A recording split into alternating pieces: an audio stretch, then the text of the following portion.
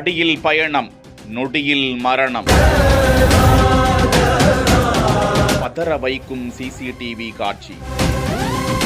நாமக்கல் மாவட்டம் குமாரபாளையம் பேருந்து நிலையத்தில் இருந்து ராசிபுரம் நோக்கி தனியார் பேருந்து சென்று கொண்டிருந்தது. குமாரபாளையம் அருகே உள்ள வட்டமலை பேருந்து நிறுத்தத்தில் ஒரு இளைஞர் அந்த பேருந்தில் ஏறுகிறார். பள்ளக்காபாளையம் செல்வதற்காக டிக்கெட் எடுத்த அந்த இளைஞர் பள்ளக்காபாளையம் அருகே வந்து கொண்டிருந்த போது இருக்கையிலிருந்து எழுந்து வந்து பேருந்து நிற்பதற்கு முன்பாகவே வேகமாக பேருந்து சென்று கொண்டிருக்கும் போதே படிக்கட்டில் வந்து நிற்பவர் திடீரென நிலை தடுமாறி கீழே விழுகிறார். பலத்த காயமடைந்த அவரை அங்கிருந்தவர்கள் மீட்டு குமாரபாளையம் அரசு மருத்துவமனைக்கு கொண்டு சென்ற நிலையில் அவர் வழியிலேயே உயிரிழந்ததாக மருத்துவர்கள் தெரிவித்தனர். குமாரபாளையம் காவல்துறையினர் விபத்து குறித்து வழக்கு பதிந்து விசாரித்து வருகிறார்கள்.